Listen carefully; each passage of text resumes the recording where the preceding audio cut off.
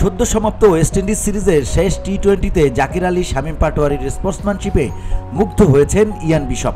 এবছরের ICC spirit of cricket পুরস্কারটা এ দুজনেরই প্রাপ্য বলে মনে করেন জনপ্রিয় ধারাভাষ্যকার ও সাবেক এই ক্যারিবিয়ান ক্রিকেটার।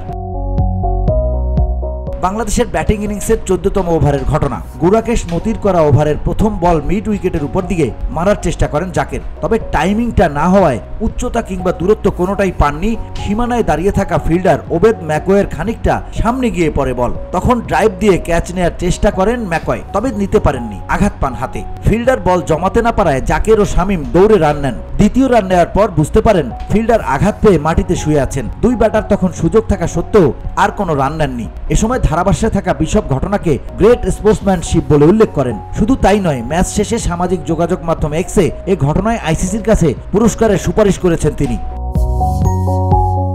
বিশপ লেখেন, যদি আইসিসি 2024 সালের স্পিরিট অব ক্রিকেট অ্যাওয়ার্ড দেয়, আমার পরামর্শ সেই মুহূর্তটিকে দেওয়ার, যখন সিরিজের তৃতীয় টি-20তে জাকির ও শামীম রানের জন্য দৌড় থামিয়ে দিয়েছেন, এটা বুঝতে পেরে যে আউটফিল্ড ক্যাচ নিতে গিয়ে ওবেদ ম্যাকওয়ে আঘাত পেয়েছেন।